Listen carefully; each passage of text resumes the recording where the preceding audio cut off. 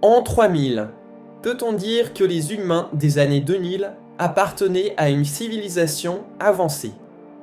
Dans le cadre de notre module ECE, Étude des civilisations éteintes, vous allez traiter cette question en examinant plusieurs aspects de leur fonctionnement, pour évaluer leur degré de maturité civilisationnelle.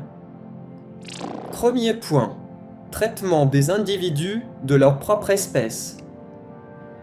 Une civilisation avancée se distingue par sa capacité à prendre soin des siens.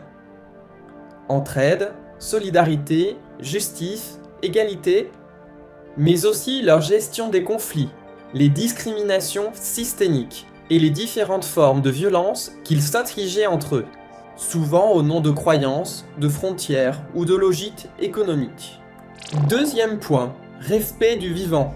Un indicateur majeur du niveau d'évolution d'une espèce réside dans la qualité de sa relation avec le reste du vivant. Il s'agira ici d'analyser leur système de coexistence et de partage interespèces, ainsi que leur degré d'engagement en matière de production zéro déchet, de réutilisation et recyclage complet de tout objet créé. Troisième point, comportement envers les animaux sentients. Les espèces évoluées, conscientes de la souffrance des autres, évitent autant que possible de la provoquer chez eux, quelle que soit l'espèce à laquelle appartient l'individu. Étudiez ici le rapport des humains aux autres êtres sentients, vaches, cochons, poules, poissons, etc. Ces créatures, aujourd'hui disparues dans leur version génétiquement modifiée à des fins de production, étaient-elles traitées avec respect ou considérées comme de simples machines à viande, lait ou œufs? Leur mise à mort était-elle justifiée moralement? Et surtout, était-elle évitable? Quatrième point. Qualité de l'alimentation.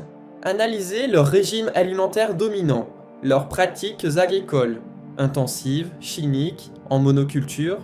Vous pourrez également explorer la pollution croissante de l'eau potable, l'exposition constante à des substances toxiques comme les pesticides, engrais, produits chimiques industriels, plastiques, etc. et leurs conséquences sur la santé physique et mentale de la population. Cinquième point, niveau d'intelligence collective.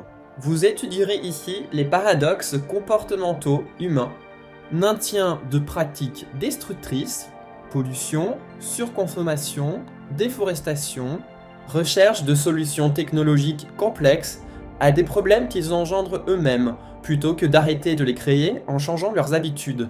Exploitation acharnée de toute ressource vivante ou inerte.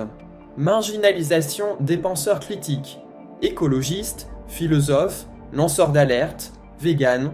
Déresponsabilisation individuelle au profit d'une attente passive envers des gouvernements motivés non par le bien commun, mais par le profit et la domination.